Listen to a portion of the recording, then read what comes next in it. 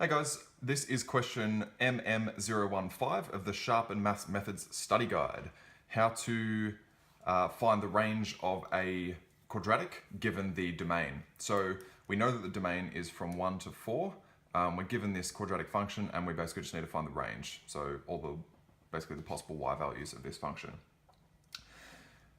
I just want to address the trap that a lot of students get caught in here, which is they sub in the 1 to this, the 4 to this, and then use that as the range, which may be correct in some cases, but in a quadratic form, this is often incorrect because of the way that the graph is drawn here. So if you look here, the domain is 1 to 4, which I've drawn here. So this is the first x value 1.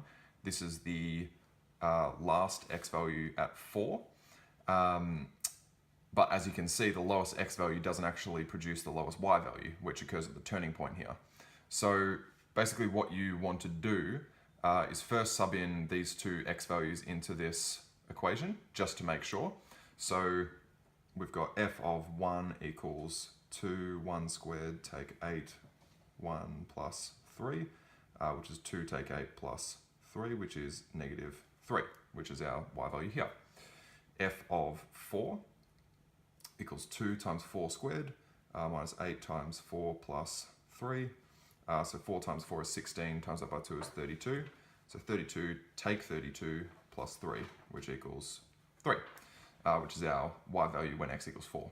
Now, this is exactly the reason that VCAR would put an answer on the multiple choice, like A, negative 3 to 3, because a lot of students would sub in 1 and 4 and just use that as the range, which according to the graph, it's clearly not because it's not the lowest y value. So what you want to do then is to find out where the turning point is and make sure that that is either the lowest point or not the lowest point, just so that you know. So to find out where the turning point occurs, we use the formula negative b on 2a to find the x value of that turning point, where b, like a, b, and c are the general form. So the first coefficient is a, second is b, third is c. Negative b is negative 8, which is positive 8, over 2 times 2, which is 4, which equals 2. So that's our x value of the turning point, which I've got here.